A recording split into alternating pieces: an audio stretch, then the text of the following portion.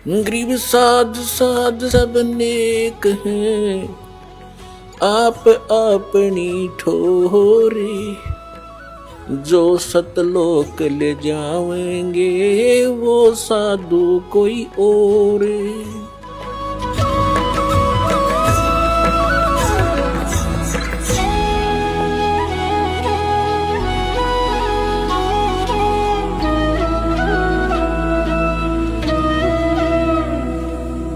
अब जैसे इसने युद्ध कराने के लिए अर्जुन से कहा दूसरे अध्याय के 37 और 38 श्लोक में कि अर्जुन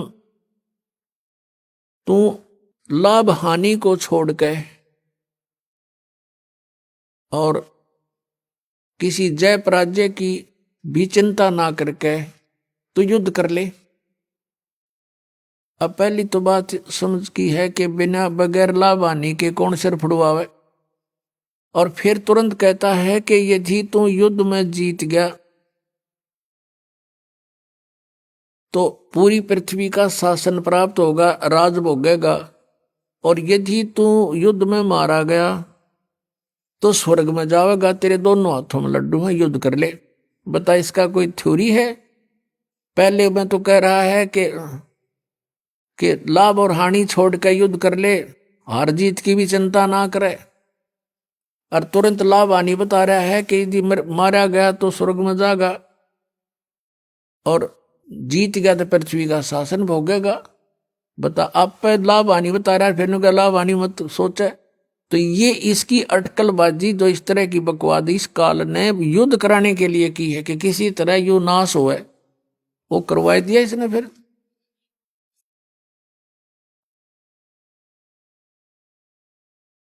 सतगुरु संगत छोड़ के लाख वर्ष जप की नहीं, इंद्री कर्म ना मोक्ष हुए फिर काल के अधीन। एक लड़की थी राबिया नाम की, मुसलमान धर्म में जन्म था और बहुत अच्छी पुण्यकर्मी प्राणी थे, पिछले संस्कार अच्छे थे। परमात्मा कहते हैं जो जन मेरी शरण है ताका हूं मैं दासे, गेल गेल लाग्या फिरूं जब तक धरती आकाशी। पुण्यात्मा आप कोई आम आत्मा नहीं हो, आप कभी ना कभी परमेश्वर कबीर जी के चरणों में रहे हो। इस जैसे आज से 600 वर्ष पहले सन 1398 से सन 1518 तक परमात्मा 120 वर्ष तक यहाँ पृथ्वी पर रहे, एज ए सतगुरु रूप में रहे, और स्वयं परमात्मा भी थे। यहीं से इस पूरे ब्रह्मांडों का रिमोट उनके हाथ में था। तो उस समय उस परमात्मा के 64 लाख शिष्य हुए थे।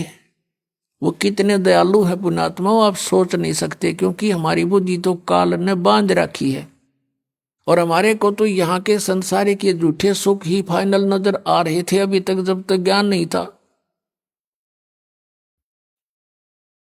अब वो दयालु 600 वर्ष पहले आया, इसलिए आया कि इन आत्माओं को एक बार रिचार्ज कर जाऊं, फिर इनको मनुष्य जन्म मिलते रहेंगे जब तक पिछली पीढ़ी आएगी।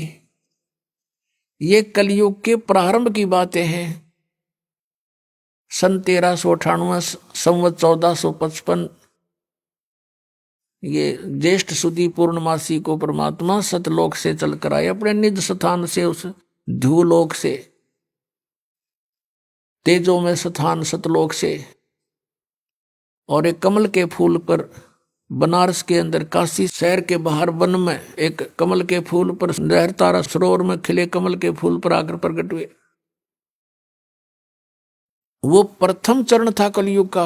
अब ये बिचली पीढ़ी, ये मध्य का समय है कलयुग का, और कलयुग का लास्ट जो होगा उसके विषय में बताया कि उसमें सब कृत गढ़ी प्राणी हो जाएंगे, कोई भी धर्म कर्म को नहीं मानेगा, शराबी कबाबी मांसाहारी, एज बहुत कम हो जाएगी, 20 वर्ष की उम्र मनुष्य की रह जाएगी एंड ऑफ द कलयुग में, लास्ट में, कलयुग के लास्ट में।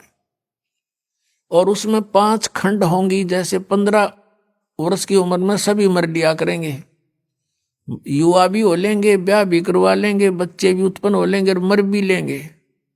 और उसमें 5 वर्ष की लड़की विवाह होते ही 5 वर्ष की लड़की के बच्चे उत्पन्न होने लग जाएंगे कलयुग के लास्ट में, और बिल खोद के प्राणी रहा करेंगे। तो वो तो है एंड ऑफ द कलयुग। और अब है ये मध्य, और प्रथम पीढ़ी परमात्मा की जब मालिक आए थे वो थी, और अब है बीचली पीढ़ी। तो इस बीचली पीढ़ी तक आपको लाने के लिए कि इनमें आस्था भगवान की बनी रहे, चाहे ये कोई पत्थर पूजे हैं, चाहे ये किसी कृष्ण जी ने पूजे हैं, चाहे ये कोई और अपना बाबा श्याम जी के धोख में प्रसन्न है, लेकिन वो थे पूर्व के संस्कार। और हम सोच रहे थे कि इन देवताओं की पूजा से हमें सुख हो रहा है, क्योंकि हमें ज्ञान नहीं था। जैसे ये दास भगवान श्री कृष्ण का विशेष पुजारी था, भगवान विष्णु समझो, कृष्ण श्री राम, भगवान शंकर हनुमान जी का पुजारी, यानी जैसे सारी कौड़ी भर रहे थे, पहले साधली साधना कराया करते थे। बाबा श्याम जी हमारा कुल देवता, और वो भी पूजा ये थे। तब पिछले संस्कारी बताएं कुल की हमारी। तो उसमें जैसे हम स्कूल में पास होते थे शिक्षा में, तो अपने सोचा करते भगवान कृष्ण ने दया करती, फिर बाबा श्याम जी याद आ गया, बाबा श्याम जी ने दया कर दी, बजरंग बली की मेर जय हो, उसने मैं पास करा दिया। फिर विवाह हुआ, नौकरी प्राप्त हुई, संतान हुई, तो इन्होंने सोचा करते इन भगवान ठाठ कर दिए, और इनकी पूजा करते थे। आस्था थी, और ज्यादा आस्था बढ़ती चली गई, क्योंकि सुख होने लगे। ये हो रहे थे पूर्व के संस्कार, प्रारब्ध ही फल रहा था हमारा, और हम सोच रहे थे इनने मौज कर रखी है। तो ऐसे ही पहले ये सब होता रहा। तो परमात्मा 600 वर्ष पहले आए थे,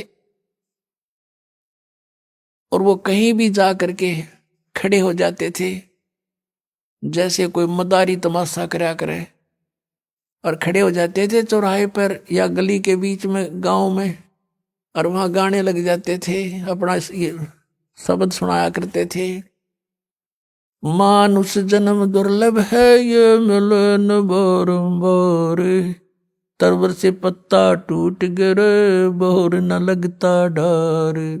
परमात्मा ने ऊंची ऊंची आवाज में कहीं खड़े होकर बोलने लग जाते, आसपास के लोग इकट्ठे हो जाते, काफी झुंड बन जाता, और मालिक की आवाज तो लाउड स्पीकर से भी तेज थी, जहां जो बैठा है उसको वही सुन रहा है, और आराम से बोल रहे हैं। और लीला थी उस मालिक की, परमात्मा के आगे क्या है स्पीकर, लाउड स्पीकर है।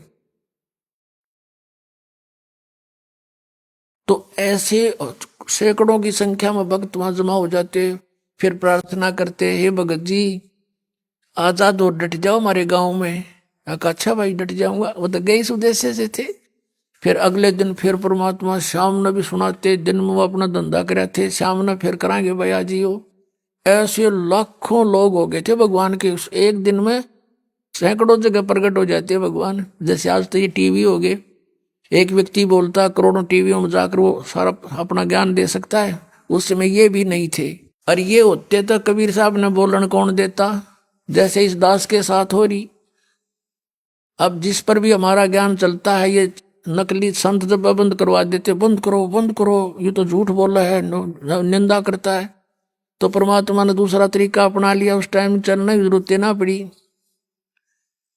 तो ऐसे, और फिर उनको सुख हुआ नाम लेते ही, केवल प्रथम मंत्र देते थे भगवान उस समय, और बीच के ओनली ये 5 नाम जो आपको प्रथम मंत्र में दिए जाते, ये थे वो 5 नाम जो राधा स्वामी वाले गाटा जोड़ रहे हैं। 5 नाम, वो पांच भी नाम वो भी कोई ना काल के 5 होते हैं। अरे इनसे लाभ होगा आपको यहाँ का भी, और यहाँ से हम चलेंगे, जैसे हमारे शरीर में चैनल बने हुए हैं, इनमें ये प्रधान बैठे हैं, इनके मालिक हैं ये, इनका अकाउंट क्लियर करके हम आगे जा सकते हैं त्रिकुटी पर।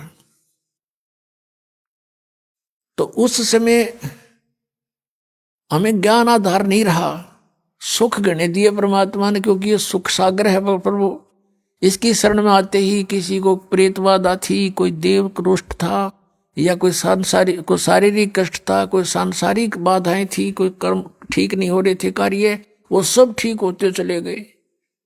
और ऐसे करिश्मे करे परमात्मा ने। उनके घरों में गरीब व्यक्ति थे, और धरते शाम ने 10 रुपये धर के सोते, तड़के 100 पाते उनके घर पे, और वो आकर बताते तो गुरु जी की कृपा से ऐसी रजा होगी। कोई नो कहना तुम रख के भूल गए हो गया, आप पे थर भूल लाग रही है, नो कदे हो आकर तो वो जिसके बीते वो जाने, 100 रुपये कड़ब धर का बोलना समय था उस समय। तो अब भी ऐसी लीलाएं हो रही है। एक भक्त बता रहा था जी, मैं 1-1.5 वर्ष से कोशिश कर रहा था पुस्तक पढ़ के कि चालू नाम लूं, पर पैसे का अभाव था। तो वो कह रहा था कि ऐसे करते करते मैं घना दुखी हो गया, भगवान परमात्मा का इतना अमृत ज्ञान और मैं पहुंच नहीं पा रहा, रोने लग गया। एक दिन कहता 100-200 रुपये बैंक में पड़े थे, वो निकलवाने गया था, 6,000 रुपये बैंक में पाए। 6,000 रुपये मेरे अकाउंट में जमा हुए पाए। लेकर छक्कर हुआ, ये परमात्मा या दया भी बख्श दी। अगले दिन ट्रेन पकड़ दी, बहुत दूर रहने वाला था बच्चा। तो ऐसी ऐसी लीलातियां लाखों करेगा परमात्मा आपके लिए, लेकिन आप किसी और को बताओगे उन्हों का झूठ बोल रहे हैं, क्योंकि उनके साथ कभी ऐसा हुआ नहीं। हुआ क्यों नहीं? क्योंकि उनके साथ उनको पावर का कनेक्शन मिला नहीं। मैनुअली जो कार्य होता है, पावर का काम उससे अलग होता है।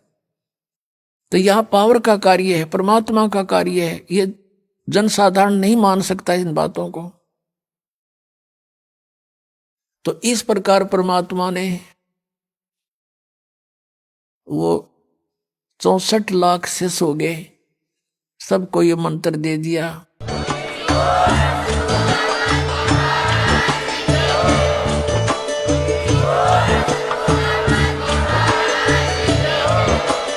आप सुन रहे थे जगत गुरु तत्वदर्शी संत रामपाल जी महाराज जी के मंगल प्रवचन। अधिक जानकारी के लिए विजिट कीजिए हमारी वेबसाइट www.jagatgururampalji.org। संत रामपाल जी महाराज जी के शुभ आशीर्वाद से पूरे विश्व भर में 500 से भी ज्यादा नाम दीक्षा केंद्र हैं, जिन पर संत रामपाल जी महाराज जी द्वारा ऑनलाइन निशुल्क नाम दीक्षा दी जा रही है। अपने नजदीकी नाम दीक्षा केंद्र का पता करने के लिए संपर्क करें 8222880541।